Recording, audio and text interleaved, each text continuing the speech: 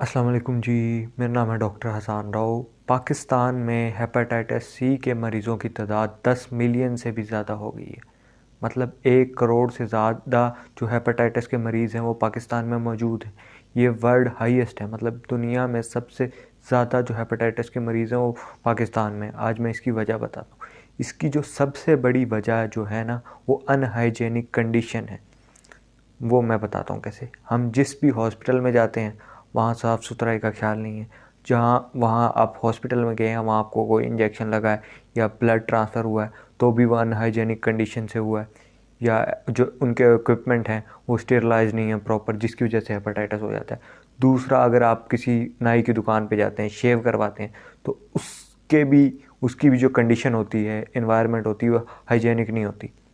उससे भी hepatitis C जो होती है हो सकती है। और तीसरा, जो बच्चों में 2 रीज़न है मेन, वो ये है कि एक तो अच्छा साफ़ पानी नहीं मिलता।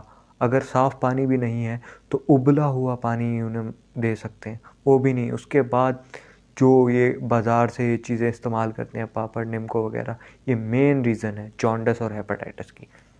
अब क्या किया जाए, कैसे बच सकते हैं हम?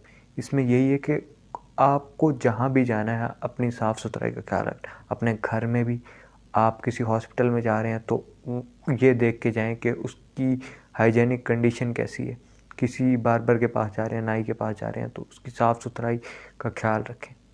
उसके अलावा पानी अच्छा, कम से कम पीने वाला तो अच्छा इस्तेमाल करें। अगर पीने वाला अच्छा नहीं है तो उबाल के पिएं। और बच्चों को हरगिज़ हरगिज़ ये जो बाज़ार में ये पापड़ वगैरह, निम्को वगैरह, ये ना इस्तेमाल करने दें। ये हेपेटाइटिस सी और जॉन्डिस का मसला करते हैं, बच्चों के जिगर को उड़ा के रख